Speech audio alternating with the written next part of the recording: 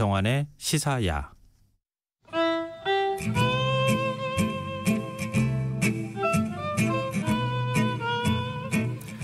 한밤의 인문학 코너에서는 6월 한 달 동안 2020년 상반기를 결산해보는 시간을 이어가고 있는데요. 그 마지막 시간으로 2020년 서점가의 이슈가 된 글쓰기 책에 대해 이야기 나눠보려고 합니다. 글을 쓰는 삶을 통해 자신의 인생은 물론 주변 사람들의 인생까지 바꾼 사람들의 이야기야말로 책을 사랑하는 사람들이 가장 좋아하는 얘기가 아닐까 싶습니다. 오늘도 정여울 작가와 함께하겠습니다. 안녕하세요. 안녕하세요. 네. 반갑습니다. 매번마다 이렇게 좀 특별한 주제로 책을 갖고 오세요. 예, 머리가 터질 것 같아요. 뭔가 참신한 그렇죠. 주제를 찾으려고 노력하는데 그래도 제가 좋아하는 정여울 작가께서 이 방송을 위해서 막 고민을 해가지고 가지고 나오시는 농담이기도 거잖아요. 했고요. 네. 재밌기도 한 것 같아요. 왜냐하면 저는 이제 글을 쓰다 보면 자꾸 제 안에 갇힐까봐 두려워질 때가 있거든요. 그러니까 남들과 소통하기 위해서 글을 쓰는 건데 네. 또 글을 쓰려면 좀 자기 안으로 침잠하는 시간이 필요하잖아요. 네. 그러다 보면 좀 혼자 있고 싶고 집중하고 싶고 그래서 막 전화기도 꺼놓고 이럴 때가 많은데, 그런데 이런 소통하는 시간을 통해서 또 라디오라는 매체를 제가 좋아하기 때문에 네. 이렇게 또 라디오를 통해서 책 이야기, 인문학 이야기를 할 수 있다는 게 너무 저에게는 소중한 시간인 것 같습니다. 네. 정말. 근데 지금 글쓰기로 인생을 바꾼 사람들이다. 그들이 오늘의 이제 테마잖아요. 네. 어떤 책이 그런 내용을 품고 있을지가 궁금하거든요. 예, 사실은 예전에 그런 책들을 보면 글쓰기 책들이 많았는데 글쓰기 책들이 대부분 어떻게 하면 글을 이제 잘 효율적으로 또는 재미있게 아니면 멋지게 수사학적으로 화려하게 쓸 것인가 하는 어떤 좀 글쓰기의 방법론에 대한 책들이 많았어요. 쓴다는 게 굉장히 두려움을 일으키거든요. 사람들한테. 그 두려움을 이제 좀 기술적으로 극복하게 해주는 그런 책들이 많았는데 최근에는 좀 그것을 좀 넘어선 책들이 그래도 나오고 있는 것 같아요. 그러니까 글쓰기의 마음가짐에 대한 책인데 어떤 마음으로 글을 써야 할 것인가가 사실 더 중요하고 어렵거든요. 네. 그러니까 예를 들면 저는 글쓰기 수업을 해보면 제일 좀 가르치기도 어렵고 전달하기 어려운 부분이 문장이 아니라 어떤 거냐면 어떤 절실함, 간절함 이런 것들은 절실함이 있어야 돼요, 간절함이 있어야 돼요 이렇게 말을 해봤자 아무 소용이 없고 맞아요. 그 간절함과 절실함이 자신의 삶 속에서 뭔가 솟아나와야 되잖아요. 그런데 그걸 어떻게 솟아나와야 할지 계속 따라다니면서 간절함을 심어줄 수도 없는 노릇이고 참 어려웠거든요. 그런데 오늘 제가 소개해드릴 세 권의 책이 바로 그 간절함이라는 점에서 좀 공감대를 불러일으키지 않을까 싶어요. 간절함요? 예, 간절함을 가지고 글을 쓴 사람들의 이야기예요. 세 사람 다. 그래서 세 분의 책 중에 첫 번째 책이 당신이 집에서 논다는 거짓말이라는 책이에요. 이게 무슨 의미예요? 예, 당신이 집에서 논다고 생각하는 것이 바로 주부들이라는 거죠. 주부들은 가사노동을 분명히 하루 종일 하고 있는데 당신은 집에서 놀잖아라는 말을 듣는다는 거죠. 그래서 하루 종일 집에서 사실 뭐 아이들이 있으면 더 그렇고 또 육아 뭐 가사 노동 또 남편들이 또 여러 가지 명목으로 당신이 집에서 있으니까 좀 이걸 해줘라는 식의 뭐 효도까지 부인이 대신해 주기를 바라는 분들도 많잖아요. 그래서 모든 것을 막 비서까지 해주기를 바라는 그런 참 좀 너무 많은 것을 부인에게 바라시는 분들이 많은 것 같아요. 그런데 당신이 집에서 논다는 거짓말이라는 이 책의 작가는 원래는 소설가셨어요. 네. 그런데 소설도 쓰고 계세요. 지금도 쓰고 계시는데 이제 소설을 쓰기 전에는 그런 말에 시달렸던 거죠. 이제 회사를 다니다가 보통 여성들이 첫째까지는 어떻게든 버텨보다가 둘째가 생겼을 때 더 이상 이제 회사 생활을 병행하기가 어려워서 그만둘 때가 많잖아요. 그래서 둘째를 가졌을 때 이제 회사를 그만뒀을 때 그만두자마자 들은 얘기가 너 이제 회사 그만두고 집에서 논다며라는 말이었대요. 좋겠다. 예, 뭐 부럽다는 말인 것 같기도 약간 비하하는 듯한 뉘앙스도 있고 그래서 특히 이제 친척들이 모였을 때나 친구들까지 그런 얘기를 하면 더 상처를 받죠. 그러니까 분명히 사실은 더 인정받지 못하고 이제 월급도 없어지고 또 사회에 어떤 나의 소속을 증명할 곳도 없어지는 굉장히 외로운 상태가 되는데 아이들은 또 나에게 완전히 의존하는 상태가 되었다는 거예요. 그러니까 더 많은 노동이 사실 자신의 몫으로 떨어졌는데 사람들은 너는 집에서 놀잖아라고 그 말이 정말 피 맺힌 거죠. 예, 피 맺힌 상처가 된 거예요. 그런데 이분이 그 상처를 정하은 작가는 그 상처를 글쓰기로 승화시킨 거죠. 그런데 그 방식이 저는 굉장히 바람직한 방식이라고 생각하는데 뭔가 상처를 막 그냥 이렇게 풀어놓는 것이 아니라 네. 그 상처의 사회적 기원을 파헤치는 공부를 한 거예요. 그것도 자본론을 공부한 거예요. 굉장히 흥미로운 방식이죠. 그러니까 왜냐하면 또 이것도 그분이 글을 쓰기 위해서였어요. 소설가가 되었는데 한겨레 문학상으로 소설가가 되었는데 거기까지도 사실 참 바늘에 그러니까 네. 바늘구멍 같은 그런 확률인데 그러고 나서 더 좋은 글을 쓰기 위해서 노력하다가 내가 돈에 대한 글을 쓰는데 자본론을 도저히 안 읽고는 글을 쓸 수 없다는 생각이 들어서 자본론을 좀 쉽고 재미있게 강의하는 데가 없을까 하고 막 찾다가 네. 고병권 선생님이 하시는 자본론 강의를 듣게 된 거예요. 그 강의를 들으면서 말하자면 이분이 글을 쓰려고 그 강의를 들었는데 그 강의가 인생을 바꾼 거죠. 그래서 잠시 소설가의 길도 있지만 이 도대체 여성의 가사노동은 왜 사회적으로 폄하되고 완전히 그림자 노동처럼 네. 정말 전혀 사회적 가치를 인정받지 못하는 그런 노동으로 바뀌었는지를 이제 분석하는 그런 책을 쓰시게 된 거예요. 근데 그거는 이제 자신의 소소한 얘기들을 또 자신의 생각을 풀어놓은 건데 네. 그걸 글쓰기라는 것하고 연결한다는 게 자기가 글을 써야 한다고 하는 욕망하고 그 책을 읽는 사람들이 글을 썼으면 좋겠다고 하는 생각이 이렇게 욕망이 드는 것하고는 좀 다를 수 있잖아요. 그럴 수도 있죠. 그런데 네. 저는 이분이 이 책이 물론 글쓰기 교재로 쓰기에는 어려울 수도 있어요. 그런데 어떻게 글을 쓰는가를 보여준다는 거죠. 글을 쓴다는 것이 꼭 작가가 되어야겠다. 아니면 책을 써야겠다는 글 쓸 때는 이렇게 해야 됩니다. 이렇게 하는 그런 매뉴얼이 있는 아니다. 것이 아니라 내 삶을 바꾸기 위해서 글쓰기를 하는 것. 내 삶이 이렇게 이런 과정을 통해서 나의 노동이 우리 모두의 가사 노동이 사회적으로 폄하되고 있구나. 이런 것들을 깨닫는 과정, 그 공부의 과정을 보여주고 있는데요. 예를 들면 잠깐 애덤 스미스 씨 저녁은 누가 차려줬어요라는 책이 있대요. 애덤 스미스는 자본주의를 옹호하는 네네. 경제학자잖아요. 그런데 애덤 스미스에게 우리가 저녁을 먹을 수 있도록 도운 여러 경제적 요인을 따지는 과정에서 중요한 역할을 한 인물이 누구인가. 그거는 단지 그 저녁거리를 만들 수 있게 해준 그 노동만이 아니라는 거예요. 그러니까 상품의 노동, 상품 햄을 사고 채소를 사고 이런 노동뿐만이 아니라 저녁 밥상에 올릴 재료를 다 합쳐서 그릇에 담아서 요리를 해서 식탁을 차려는 그 인물, 저녁 식탁을 차렸던 그 애덤 스미스의 어머니라는 인물을 쏙 빼고 얘기를 했다는 거죠. 그러니까 그 모든 여성의 가사 노동은 아예 그 노동의 가치로 환산을 하지 않고 그리고 아이를 낳는 것도 엄청난 노동이죠. 키우는 건 더 큰 노동이죠. 이런 것들을 완전히 뺀 채로 그냥 사회적 노동, 경제적으로 환산할 수 있는 가치만을 그렇게 했기 때문에 지금까지의 경제학은 그 노동을 완전히 삭제한 채로 했기 때문에 거짓이라는 거죠. 예, 그런 그 깨달음을 공부를 하면서 알게 되는 거예요. 그런데 또 이분이 저는 그냥 정하은 작가를 제가 본 적도 있어서 정하은 작가는 소설가구나라고 생각을 했지 주부라는 생각을 못했던 거예요. 보통은 그렇게 한 사람의 한 일면만 보게 되잖아요. 예, 그런데 이분은 독특하게도 자신은 주부로서 사는 시간이 더 많다는 거예요.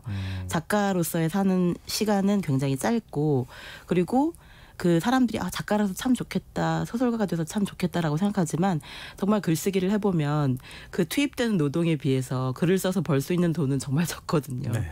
그러니까 그런 것들을 하다 보면 이런 생각이 들었다는 거죠. 저는 이 부분이 되게 감동적이었는데 세상에 아내라 불리는 주부가 없다면 자본주의는 일거에 무너질 것이다. 주부가 남편인 노동자에게 해주던 온갖 종류의 무상 재생산 서비스가 사라지면 노동자는 그 모든 서비스를 돈을 주고 구매해야 될 테고 그러면은 임금 인상이 되니까 자본이 이윤을 취하기가 더 어려워진다는 거죠. 그러니까 자본주의라는 거대한 마차가 굴러가게 하는 것은 노동자가 아니라 노동자를 무상으로 재생산해주는 주부라는 거예요. 그러니까 주부가 사회적으로 낮은 지위를 점하는 이유는 이런 원리 때문이라는 거죠. 가장 중요한 노동인데 일로 취급받지 못하고 하는 일의 대가를 사회에서 지불받지 못하기 때문에 어떤 사회적 포지션을 갖지 못하기 때문에 목소리를 내지 못한다는 것. 주부들이 그렇게 열심히 일을 하면서도 저는 제 동생도 저에게 이제 그런 얘기를 한 적이 있어요. 아기를 둘 낳고 나서 이제 회사를 그만두게 됐는데 낳으면서 키우면서 그만두게 된 거죠. 근데 너는 이렇게 아이들도 잘 키우고 지금 충분히 잘 살고 있는데 왜 그렇게 힘들어하냐고 제가 이제 위로를 해주니까 네. 언니 나는 돈을 못 벌잖아 이러는 거예요. 네, 그런 얘기 해요. 그러니까 너무 가슴이 아프고 그 돈을 못 번다는 그 사실 때문에 자신이 하는 하루 종일 하는 그 모든 노동이 스스로를 부정하고 있다는 게 너무 가슴이 아프고 속상하더라고요.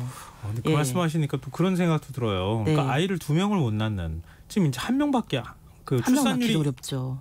저는 못 낳잖아요. 1도 안 되잖아요. 0점대로 내려가 버렸어요. 그렇죠. 그러니까 둘을 못 낳는 이유는 둘을 낳으면 사회생활을 너무 힘들죠. 못하니까. 네.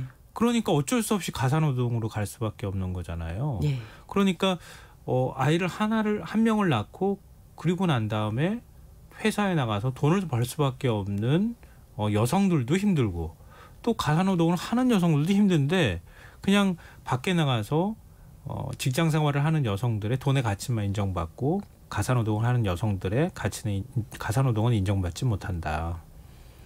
이게 참 아이러니이기도 하네요. 예, 그러니까 또 저는 또 굉장히 중요하다고 생각한 부분이 어떤 거냐면 이 자본주의의 경제 논리가 가장 힘을 잃는 곳도 가정 내부라는 거예요. 가족 안에서 우리는 막 돈을 따져가면서 얘기하진 않잖아요. 그러니까 조건 없는 사랑으로 돌아가는 유일한 공동체가 사실은 가정이잖아요. 물론 친구를 그렇게 소중하게 생각하는 사람도 있고 전혀 상관없는 남을 소중하게 생각하는 사람도 드물게는 있지만 제도적으로 그래도 사람들이 가정 안에서 유일하게 조건 없는 사랑을 배울 수가 있는 거의 원시 공산체에 가까운 곳은 가정밖에 없는데 이 주부로서의 역할을 이분은 사랑하는 거예요. 그러니까 훌륭한 주부도 되고 싶고 훌륭한 작가도 되고 싶은데 그 두 가지를 병행하는 건 너무 어렵잖아요. 네. 그러니까 우리가 더 많이 서로를 공감해주고 도와준다는 것을 넘어서 내 일이라고 생각을 해야 된다는 거죠. 그러니까 지금은 사실 좋은 남편들도 많아지고 있잖아요. 네. 좋은 남편이시죠? 가서 물어볼까요? 아니요. 네, 그렇게 뭔가 도와준다는 느낌이 아니라 항상 그래도 미안한 마음, 정말 내가 신세를 많이 지고 있구나 이 마음부터 시작하는 게 맞는 것 같아요. 그다음에 조금씩 그러니까 어떤 분은 이러시더라고요. 남편분은 기계를 좋아해서 기계와 관련된 거는 다 내가 한다. 그런데 처음에 기계와 관련 없는 건 그 아내가 하고 기계와 관련 있는 노동은 다 내가 한다라고 하셨는데 점점 기계가 많아지더래요. 요새 그리고 막 건조기 뭐 여러 가지 기계들이 점점 발전되니까 내 일이 더 많아지고 있다고 하면서 웃으시면서 말씀하시는데 그분은 좋은 남편이라는 생각이 들었어요. 그래서 점점 더 이런 공감하고 함께 이 그림자 노동이 아닌 진정한 정말 사회의 어떤 중요한 가치를 점하고 있는 노동이라는 것을 잊지 말아야겠다는 생각을 하게 됐어요. 앞서 말씀하신 것처럼 간절함이 글쓰기의 원동력이 된 첫 번째 사례가 될 것 같고요. 두 번째 소개해 주실 책은 어떤 건가요? 예, 두 번째 책은 나의 글로 세상을 1mm라도 바꿀 수 있다면이라는 책이에요. 예, 되게 제목 자체가 간절하죠. 예, 맞아요. 예, 제목이 저도 사실 글을 쓸 때 이 생각을 가지고 글을 쓰거든요. 내 글이 뭐 1m나 1km는 너무 크고 1mm라도 바꿀 수 있다면 좋겠다. 그런 생각으로 글을 쓰기 때문에 이 제목 자체가 너무 이제 가슴에 와닿았어요. 네, 맞아요. 예, 그런데 이분은 심리 상담을 하고 계신 심리학자셨는데 이제 심리학자들이 좋은 글을 쓰는 경우가 굉장히 많은데 왜냐하면 이 글쓰기의 어떤 훈련을 따로 받지 않더라도 매일매일 공감하는 훈련을 하고 계시잖아요. 다른 사람에 대해서 평균 한 6명 이상의 6명 정도의 상담이 이제 보통 표준적인 거라고 하더라고요. 그런데 6명 이상의 하루 매일 그 사람의 고통을 들어주는 거잖아요. 네. 그리고 공감해주고 상처받지 않도록 조심해서 얘기해야 되고 더 상처받지 않도록 무기를 쥐어주는 일이기도 하고 이런 일을 하다 보면 저절로는 아니지만 공감의 훈련을 늘 하고 있는 거죠. 숨 쉬듯이 공감하는 것이고 바로 이분이 이런 말씀하세요. 글 쓰는 것은 목소리를 찾는 것인데 자아라는 도서관이 있다는 거예요. 우리 자신, 네. 나라는 도서관을 읽을 줄 알아야 된다는 거죠. 그래서 자아라는 도서관은 우리에게 목소리를 부여한다. 목소리는 우리가 가진 모든 것, 우리가 관찰한 모든 것, 우리의 모든 결함과 강점, 우리를 가장 잘 반영하는 단어로 표현된 우리만의 독특한 정서적 화음이다. 이 목소리, 즉 나의 목소리는 눈꽃처럼 아름답고 복잡하며 고유하다. 이 목소리는 정제해서 세상에 내놓는 자아의 정수다. 이 목소리를 찾는 것이 글쓰기에서 가장 중요한 것인데 뭐 톤이라고도 하고 또 네. 자기만의 뭐 개성, 문체 여러 가지로 표현을 할 수 있겠지만 스타일이라고도 할 수 있고 그런데 스타일은 좀 가볍게 느껴질 수 있을 것 같아요. 그리고 스타일은 왠지 좀 뭔가 형식 또는 겉모습과 연관이 되기 때문에 저는 목소리라는 게 참 적당한 말인 것 같아요. 자기만의 목소리를 찾기까지 작가들은 굉장히 노력을 많이 하고 그 독특한 문체 같은 거 다 갖고 있잖아요. 네, 독특한 문체가 생기기까지 굉장히 많이 고생을 해요. 때로는 또 그 독특한 문체가 한번 생기고 나면 그 문체로부터 벗어나기 위해서 또 엄청난 고생을 그렇죠. 하기도 해요. 배우가 캐릭터를 바꾸는 거랑 비슷한 거잖아요. 예, 그래서 자아라는 도서관을 일단 만들어야 된다는 거죠. 나 자신을 매력적인 텍스트로 만들어야 된다는 거죠. 다른 사람이 읽고 싶은 수많은 이야기가 내 안에 있음을 믿어야 된다는 거죠. 그래서 일단 좋은 삶을 살아야 되는 것 같아요. 좋은 삶을 살아야 나라는 도서관이 멋진 텍스트가 될 수 있는 것 같아요. 그래서 저는 항상 글을 쓰는 가장 좋은 방법은 좋은 삶을 살려고 노력하는 것이 아닐까라는 생각을 많이 하거든요. 그것 자체가 취재가 되고 그것 자체가 글쓰기의 태도가 되면서 그러니까 뭔가 쓰고 싶은 간절함도 내가 보기에 네. 내가 생각하기에 좋은 삶을 살 때 타인의 아픔에 공감하는 따스한 삶을 살 수 있는 그런 사람이 될 때 좋은 글도 쓸 수 있고 좋은 삶도 살 수 있을 것 같아요. 그래서 더 나은 사람이 되기 위한 모든 노력이 저에게는 글쓰기의 노력인데요. 이분은 이제 이런 말씀을 하세요. 재능 때문에 너무 주눅들지 말라고. 대부분 나에겐 글쓰기에 글 쓰는 재능이 없다. 재능이 부족하다는 것 때문에 굉장히 많은 분들이 이제 좌절하시는데 네. 이분은 누구에게나 그 글쓰기의 재능이 이미 타고난 것들이 조금씩은 있다고 생각하세요. 그런데 이제 그걸 어떻게 훈련하는가의 문제고 그 훈련은 내 삶을 사건으로 아주 중요한 사건으로 만드는 능력이거든요. 그러니까 저도 평론가로 살다가 이제 작가가 되었는데 네. 평론가와 작가의 차이가 뭔가를 생각해 보니까 평론가는 타인의 이야기를 분석함으로써 스스로가 행복함을 느껴야 되는데 네. 저는 거기서 행복을 제대로 잘 못 느끼겠더라고요. 그러니까 제가 제 이야기를 해야 행복해지는 사람이었던 거예요. 그래서 물론 소설가는 타인의 이야기를 통해서 근데 자신의 글쓰기잖아요. 네. 타인의 이야기를 소재로 하더라도 내 글이 되는 거잖아요. 그래서 나의 글을 씀으로써 행복해지는 사람이 저는 작가라고 생각하는데 글쓰기를 사랑하는 사람들의 특징은 글쓰기를 통해서 자신의 그동안 이 힘들었던 모든 일들 그런 것들을 뭔가 승화시킬 수 있는 사람인 것 같아요. 그래서 그 승화라는 과정을 통해서 그냥 슬픔이 슬픔에만 그치고 분노가 분노에만 그치는 것이 아니라 누군가와 공감할 수 있는 가능성으로 만들어내는 그런 따뜻한 마음이야말로 간절함 다음으로 중요한 가치가 아닐까 싶어요. 세 번째 책은 배움의 발견이라고 네. 들었는데요. 이 책은 정여울 작가가 뽑은 2020년 상반기 최고의 책이라고 하는데 네. 어떤 책이길래 이렇게 상반기 최고의 책으로까지 꼽으셨어요? 상반기 최고의 책은 그냥 저만 좋아하는 책으로 뽑을 수는 없고 또 네. 어느 정도 대중의 사랑도 받았으면서 저도 좋아하는 그 공통점이 있는 책으로 뽑고 싶었거든요. 그 책이 이제 배움의 발견이라는 책이었는데 이분은 사실 원래 제목이 이게 educated 그러니까 교육받은 뭔가를 배운 이라는 것의 가치를 이야기하는 책인데 이분이 원래 출생신고가 안 돼 있던 분이었대요.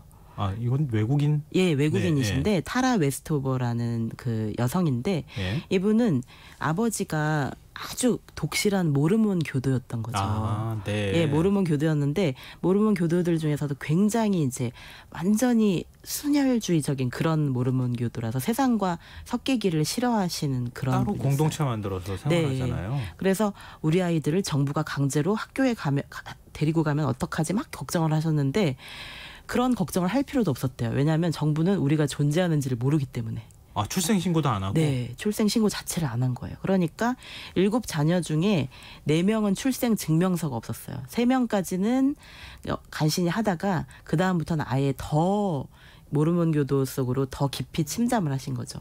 그래서 아예 그 분만도 가정분만을 하고 또 한 번도 의사나 간호사에게 가본 적도 없어요. 예. 네. 그러니까 사실 정말 건강하게 큰 것 자체가 기적인 거죠. 그리고 이분이 이런 얘기를 해요. 나는 영원히 항상 어린아이로 남아있어야 했다. 그렇지 않으면 아버지를 잃게 될 것이니까. 그러니까 부모님이 항상 특히 아버지가 네. 어린이로 남아있는 항상 보호해야 하는 그 상태. 그러니까 사실 가둔 거죠, 아이를. 그래서 모르몬교 안에서만 성장할 수 있도록 했는데 OMR 카드가 뭔지를 몰라서 OMR 카드를 받고서도 이걸 어떻게 해야 될지 모르니까 사람들이 이거 모르세요? 정말 모르세요? 막 할 정도로 문명화 자체가 안 됐던 거예요.